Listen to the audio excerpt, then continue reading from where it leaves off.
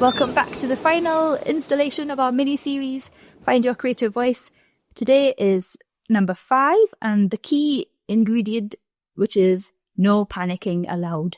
And that sums up so much of what we're all about with the Good Ship illustration. No panicking, ever. No fancy materials, no panicking, be kind to yourself. What else do we have a word with yourself? Yeah. A word with yourself.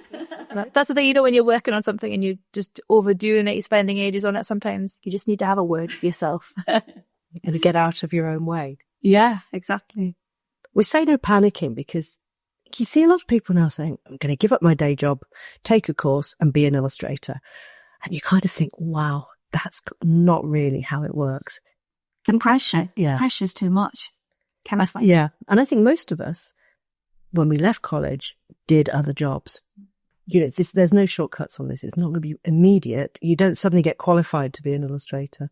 Developing your work and finding your creative voice is quite a gentle process. And if you put the squeeze on it, like holding the bar of soap too tight, sorry, Katie, I finished it, you're not going to get anywhere. So you've got to start feeding yourself with creativity and inspiration, and all those things take time.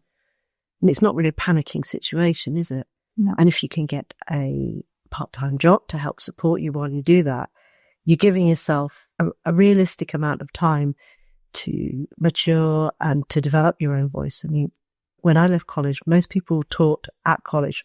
I left with an MA, so that qualified you to teach on a BA. And it was regarded as perfectly normal to spend maybe the next decade doing part-time teaching at college while that supported your illustration practice until you could bring in a full-time salary. And I think, now more than ever, you perhaps need that kind of thing. You could get lucky and be pulling in a full-time salary from the get-go, but that's not really very usual, is it? And there's no source of shame to be working in a part-time job while you're working on your work, and it takes the pressure off you so you don't panic. Yeah. And I kept my part-time job for as long as I possibly physically could. I was terrified to give it up because I knew it was like the ultimate anti-panic thing. Because I knew if I had my part-time job, my bills are paid. I didn't have to worry about anything else. And any money I made from illustration was a bonus. And it also meant when people got in touch and the budget was crazy low or they were trying to haggle, I was just like, you know what? No, I'm fine. I don't need that. And I think that that secret thread of power really helped in those early days, because I could stand my ground and be like, I don't need that work. I'm not desperate. It's like the opposite of panic is not being, no way. It's like, yeah, don't be, the panic and the desperation thing. If you can move away from that, and it's like when you're trying to talk to a cat, when you're desperate for the cat to love you. Like, I love cats. I'm just shouting. I am massively allergic to cats, and so allergic to them that I don't even like looking at a cat now. So cats love me because I don't want anything from them. They love me. They jump on my knee if I sit down. It's a nightmare. See, cats in this metaphor are illustration jobs. And you are an illustrator who is not panicking. Exactly. Because also, if you spend all that time doing jobs that you don't want for money, that aren't appropriate to you, and are going to result in really ghastly work that you don't want to put in your portfolio, you're wasting time getting 50% of your portfolio just for cash, but you're going to bin it. You're not going to show it. You don't want to put it on your social media. It's wasting your time and creating bad work. And you might get into that kind of habit and that mindset. So you'd be better off working for something that's nothing to do with illustration in the initial phase, just to bring in money that's unrelated to and doesn't contaminate your creative voice. Yeah. And I think everything we've spoken about so far in this mini-series kind of feeds into not panicking, doesn't it? I can't remember what all that. So let me just revisit the notes. Yeah, basking in your weirdness. Yep. Drawing some more. Finding creative confidence, and then playing. And having community. All of those things should hopefully make you feel a bit more relaxed about your own progress and supported by community. Be kind to yourself.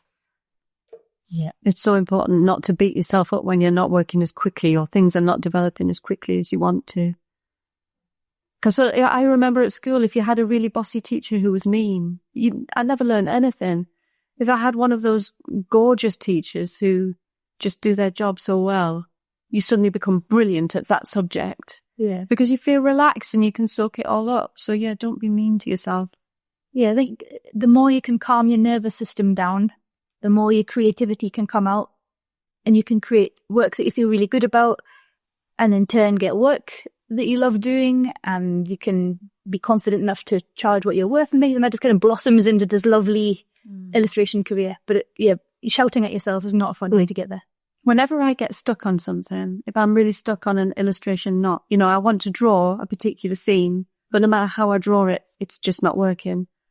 I just grab Peggy's lead and go for a big long walk on the beach and stop thinking about it for a while. And by the time I get back, often I've got things have changed in my brain. I'm relaxed. Things solve themselves. Magic. Yeah, I often have to remind myself, like, I'm an illustrator, nobody's going to die. Especially when I'm working with big corporate clients, they can be really like, we need this by end of day. Like, can you get these revisions to us? Blah, blah, blah. And it gets really like, oh my goodness. But then, I have a word with myself. And I'm like, it's important because it's my career, but it's not that important. Yeah. I can go for a walk or have a break or just lie down and stare at the ceiling for a while. Actually, there's a lot of kind of panic built into your, not panic, but you need a defense against it. But the way you work is way more intense than, say, Helen, where you've got booked deadlines of 6 months. Yeah, sometimes.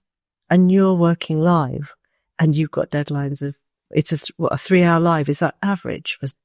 An hour, sometimes 20 minutes. Yeah, I think that's, so I struggled so much with deadlines, and I still do. That's kind of why I work the way I do now. But it feels fun to me. So it's the play thing. If I'm like, I've got 1 hour and these people are going to say really important things and I'm going to make it look nice. And it's fun. But it's a no choice situation in a way. It's great because the previous podcast, we talked about someone sent in a question saying that they find it really hard to get started on a piece of work. We were saying the only way, if you're an actor, you'd just be shoved on stage and you've got to get on with it. Or someone starts shooting and that's it. It's the same as yours, really, isn't it? There's no nerves. You just start drawing because... Yeah, they start shooting. Like, and I wanted to be a war artist. It's funny, at events. A war artist without the danger of war. Exactly, yeah. I didn't want to actually go into trenches and stuff. I was like, what's a more lower risk of death? Business meeting. Yeah, business meetings. Much less cool, though. But yeah, see, the action step for this one is, so there's 2 options depending on your personality. Option one, is to write yourself a reassuring note that's going to help you not panic. But Katie, I would rebel against it. I can't write like messages to myself about being kind and things because I just want to rip them down. Yeah, exactly. So if writing something like there's plenty of time, there's loads of work, if that makes you see yourself, no, I will not be kind. So if you're like Helen and you've been sick in your mouth, you can write a big note that just says panic, and then you'll rebel against that. And that would definitely work. Yes. So pick your own adventure, write a cheesy note, write one to rebel against. It's totally up to you. Yeah. But yeah, if you've enjoyed this mini-series, we would love to see you inside the Find Your Creative Voice Fly Your Freak Flag course, which has lifetime access, so there's no panicking. No panicking allowed at all. The doors close tonight, so if there is some amount of panicking. There's a little bit of panicking. That's the only panicking that's allowed. But, the doors will open again, so even then, if you don't join, it's totally fine. We'll still be friends. We still do we do the podcast, we've got art club. So you're welcome wherever you are at your stage in your illustration career journey. Yeah. Come aboard. This has been fun. Yes. Bye-bye. Bye.